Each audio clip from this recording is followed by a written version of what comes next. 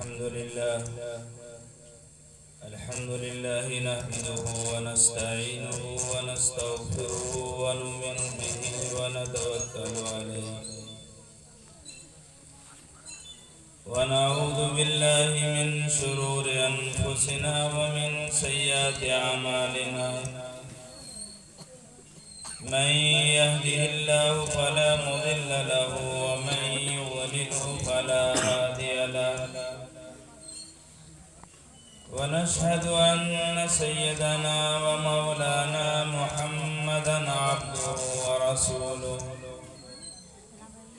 وصلى الله تعالى عليه وعلى آله وأصحابه وبارك وسلم تسليما كثيرا كثيرا. أما بعد فأعوذ بالله من الشيطان الرجيم. بسم الله الرحمن الرحيم. يا أيها الذين آمنوا توبوا إلى الله توبة نصوحا. وقال تعالى يا عبادي الذين أسرفوا على أنفسهم لا تقنطوا من رحمة الله. وقال النبي صلى الله تعالى عليه وسلم شعبان شهري ورمضان شهر الله. أو كما قال رسول الله صلى الله عليه وسلم.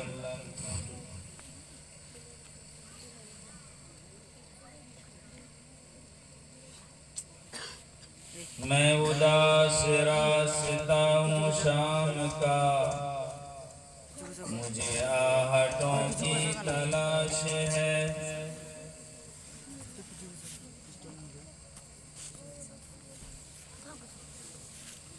یہ ہر خوشی ہے مجھ سے خفا خفا، مجھے زندگی کی تلاش ہے.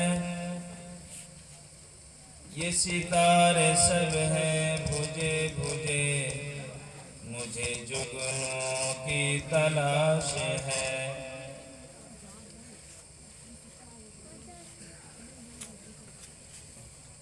یہ قافلہ ہے بھیڑ سا، مجھے دوستوں کی تلاش ہے.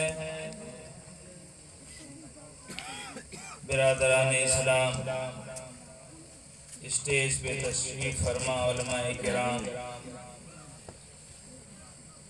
نوجوانان اسلام، پردہ نشی ماں اور بہنوں،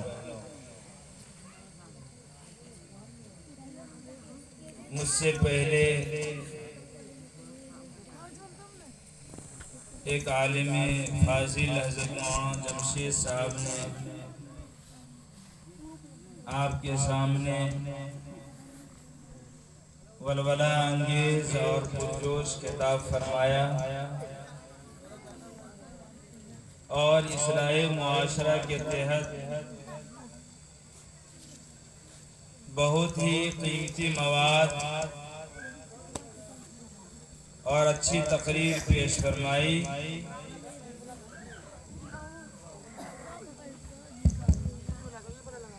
اور اس وقت وہ ہمارے درمیان میں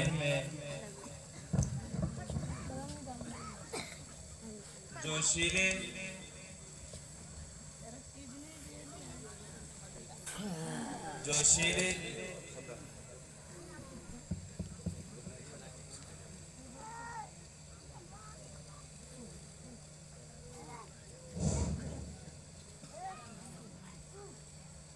وہ ہمارے درمیان میں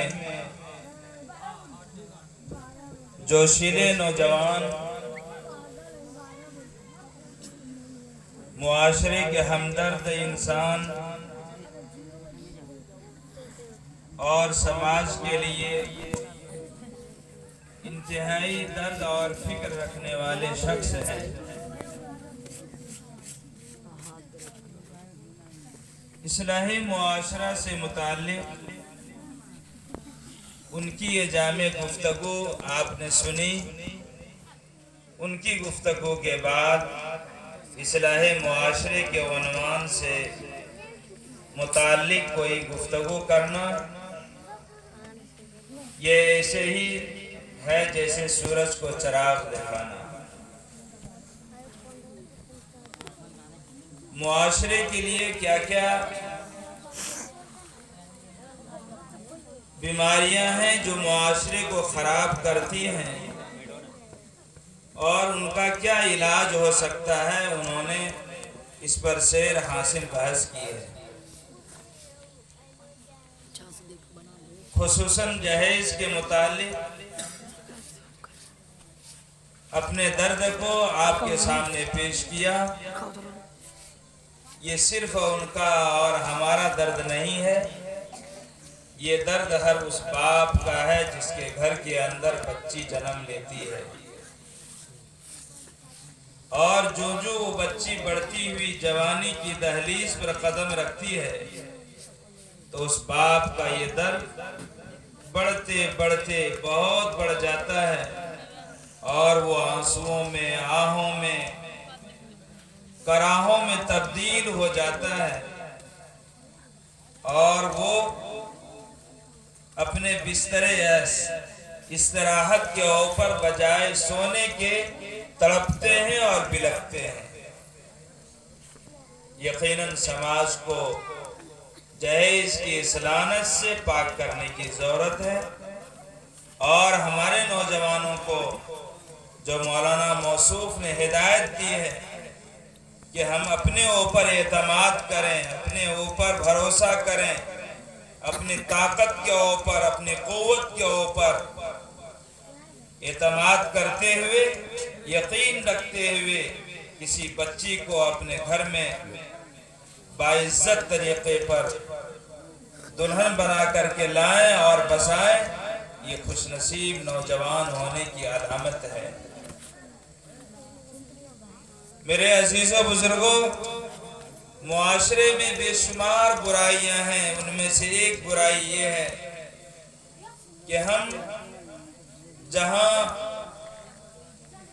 معاشرے میں گھروں کو ایک ساتھ بناتے ہیں، ایک سڑک کے اوپر چلتے ہیں، ایک محلے میں رہتے ہیں، لیکن ہمارا دل، ہمارا دماغ، ہمارے اخلاق ایک دوسرے سے میل نہیں کھاتے ہیں۔ ہم ایک دوسرے سے ٹوٹے ہوئے ہیں، ہم ایک دوسرے کے پیچھے لگے ہوئے ہیں۔ آپسی اختلاف نے ہمیں بجائے ترقی کے تنزلی کا ہمیں شکار کرا دیا اور تنزلی کی دلدل کے اندر دھکیل دیا۔ ہم برادری، خاندانی، علاقائی اختلاف و انتشار کے شکار ہیں۔ اللہ کے نبی سرکار دو عالم صلی اللہ علیہ وسلم کا وہ زمانہ جس زمانے میں آپ تشریف لائے، آپ کو اللہ نے نبی بنا کر بھیجا، وہ زمانہ انتشار و اختلاف کا شکار تھا۔ اس زمانے کے اندر لوگ ایک دوسرے کے مخالف تھے، ایک دوسرے کی جان کے دشمن تھے، ایک دوسرے کی ترقی کو دیکھنا نہیں چاہتے تھے۔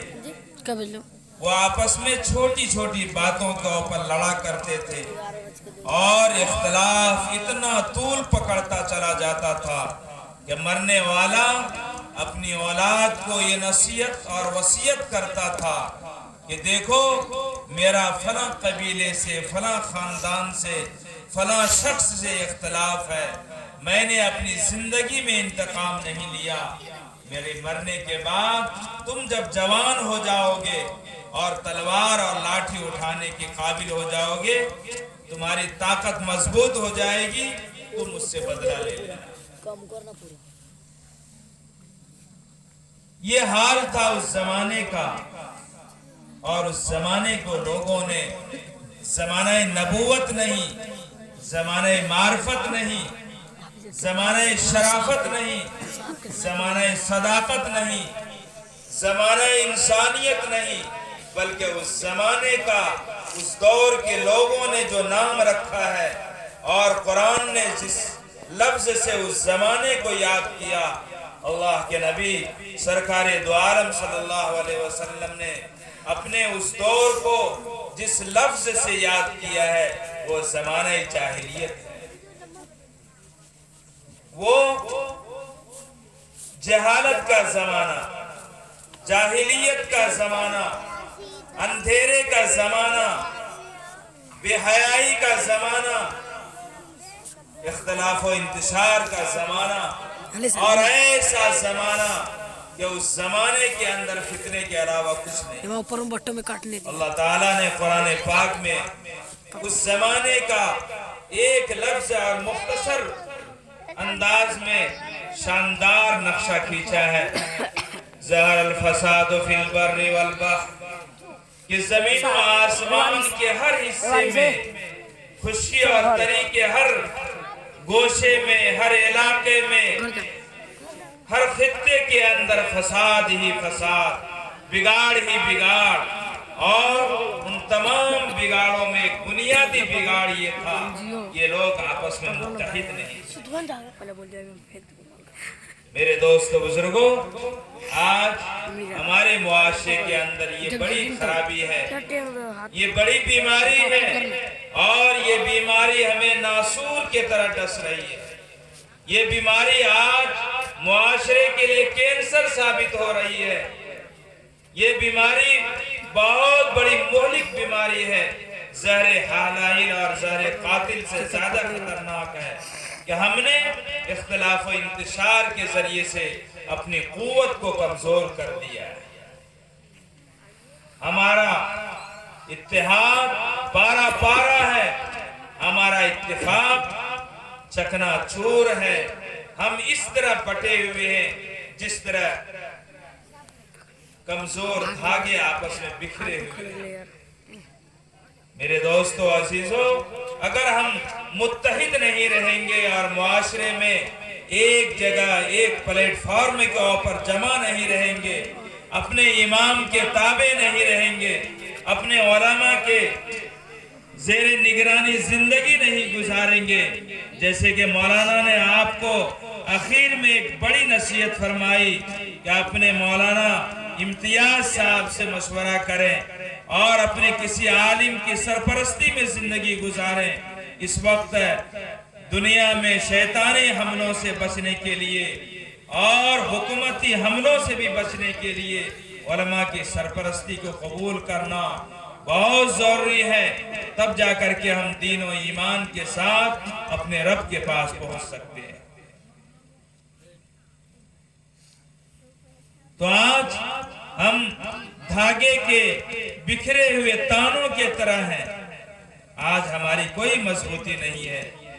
جس طرح آپ چند دھاگوں کو، ڈوروں کو جمع کریں اور اس کو ایک جگہ بانٹیں، اور جب وہ بٹ کر کے ایک رسی کی شکل میں ہو جائے گا تو آپ اس کو دو چار آدمی مل کر کے توڑنا چاہیں، ایک رسی کو کھینچے تو وہ رسی نہیں ٹوٹے گی، لیکن وہی رسی کے اندر جو دھاگے ملے ہوئے ہیں، جڑے ہوئے ہیں، اتحاد کی شکل میں ہیں، اتفاق کی شکل میں ہیں، یکتائیت کی شکل میں ہیں، اور ایک دوسرے سے مضبوط بل کے ساتھ جمے ہوئے ہیں، اگر ان دھاگوں کو الگ کر دیا جائے اور سب بکھر جائیں تو یاد رکھیے اس دھاگے کو توڑنا بہت آسان ہے۔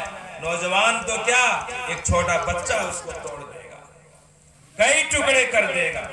اس لیے اسلام کی عبادتوں کے اندر، اسلامی احکامات کے اندر آپ اگر نظر جمائیں گے اور تدبر اور تفکر کے ساتھ غور کریں گے تو اسلام کے ایک ایک حکم کے اندر اجتماعیت ہے، اتحاد کا پیغام ہے، اتفاق کا سبق سکھایا گیا ہے کہ لوگوں ایک صف میں کھڑے ہو جاؤ، ایک طریقے پر کھڑے ہو جاؤ، امام اللہ اکبر کہے گا تو تم بھی اللہ اکبر کہو، امام سمیع اللہ لمن حمدہ کہے گا، تم تمام کے تمام مل کر کے ربنا ولک الحمد کی تسبیح پڑھو، امام سجدے میں جائے تو تم سب مل کر کے سجدے میں جاؤ، امام سجدے سے سر اٹھائے تو تم تمام کے تمام مل کر کے سجدے سے سر اٹھاؤ، اور جب سلام پھیرے تو تم سب مل کر کے ایک ساتھ سلام پھیرو۔ یہ نماز کے ذریعے سے اللہ تعالیٰ نے ہمیں اتحاد کا سبق دیا۔ ایک آذان ہوتی ہے تمام محلے والے کے لیے، ایک آذان، ایسا نہیں ہے کہ ہمارے مکھیا جی ہیں اس کے لیے الگ آذان ہوگی، یہ سرپنچ صاحب ہیں اس کے لیے کوئی اور آذان دے گا، یہ کوئی جاہل ہے، یہ کوئی کسان ہے، یہ رکشہ چالک ہے، اس کے لیے کوئی اور آ کر کے آذان دے گا، یا اس کی آذان روڈ کے اوپر ہوگی، اور بڑے آدمی کے لیے آذان مسجد کے مینارے سے ہوگی۔ نہیں، سب کے لیے ایک آواز لگتی ہے، اللہ اکبر، اللہ اکبر، اللہ سب سے بڑا ہے، اللہ سب سے بڑا ہے۔ آؤ نماز کے لیے آؤ، آؤ کامیابی حاصل کرنے کے لیے آؤ، اس رب کے پاس آؤ جو کائنات کا خدا ہے، اس کائنات کا بنانے والا، اس کائنات کو پیدا کرنے والا ہے۔ اللہ خالق السماوات والارض، زمین و آسمان کا مالک اللہ ہے، اس کے دربار میں آ جاؤ۔ اس کے ذریعے سے بھی اتحاد اور اتفاق کا پیغام۔ یہ شعبان کا مہینہ چل رہا ہے، آج شب قدر کی رات ہے، آج شب برات کی رات ہے۔ اس رات کی اسلام میں ایک فضیلت ہے، اللہ کے نبی سرکار دو عالم صلی اللہ علیہ وسلم نے اس رات سے متعلق بے شمار آپ نے فضائل مناقب بیان کیے ہیں۔ سرکار دو عالم صلی اللہ علیہ وسلم نے فرمایا، شعبان و شہری و رمضان و شہر اللہ، اے لوگو یاد رکھو شعبان میرا مہینہ ہے اور رمضان اللہ کا مہینہ ہے۔ شعبان یہ رمضان کا مقدمہ ہے اور شوال یہ رمضان کا تتمہ ہے۔ شعبان اس لیے ملا ہے تاکہ تم رمضان کا استقبال کرو، شعبان میں تیاری کرو، شعبان میں اپنے سسٹم کو بحال کرو، اپنے مزاج کو بدلو، عورتوں کو پابند بناؤ، بچوں کو ہدایتیں دو۔ ایک بڑا عظیم الشان مہینہ آنے والا ہے اور وہ مہینہ ہے ماہ رمضان مبارک۔ یہ رات ہم سب کو ملی، یہ رات بگمارا کے لوگوں کو بھی، رامپور کے لوگوں کو بھی، ارریہ ضلع والوں کو بھی، پورنیہ ضلع والوں کو بھی، پورے ہندوستانیوں کو اور پوری دنیا کے مسلمانوں کو آج کی رات مشترکہ طور پر ملی ہے۔ یہ رات مغفرت کی رات ہے اور وہیں اس کے ذریعے سے اتحاد کا پیغام ہے کہ تم لوگ آج اجتماعی طور پر اللہ کے دربار میں اور انفرادی طور پر یہ زیادہ افضل ہے، اپنے گھروں میں، مسجد کے گوشوں میں، عبادت گاہوں میں، عورتیں اپنے گھر کے گوشوں میں اللہ کو راضی کریں، منائیں، اپنے گناہوں سے توبہ اور استغفار کریں۔ آج اللہ تعالیٰ بے شمار اپنے گنہگار بندوں کو بخش دیتا ہے، گناہوں سے برات اور نجات عطا فرماتا ہے۔ برات کے معنی ہے آزادی، برات کے معنی ہے چھوڑ دینا وہ گناہ جنہوں نے ہمیں جکڑ لیے ہیں۔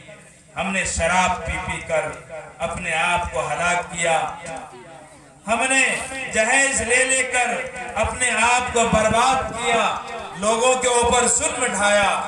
ابھی ہمارے حافظ محسن صاحب، یہ محسن سب کے اوپر ہے، آپ پر بھی احسان کیا اور ہمارے اوپر بھی کرتے رہتے ہیں۔ یہ ڈبل نعت پڑھتے ہیں احسان کرنے کے لیے۔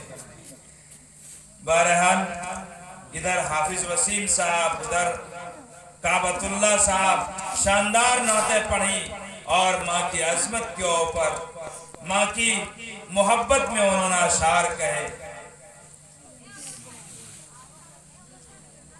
ایک مدت سے سویا نہیں میں تابش، جب سے میری ماں نے کہا، جب سے میں نے یہ کہا ماں مجھے ڈر لگتا ہے، کہ ماں بچے کے ایک لفظ کو سن کر کے وہ تڑپ جاتی ہیں اور ان کی نیند ختم ہو جاتی ہے۔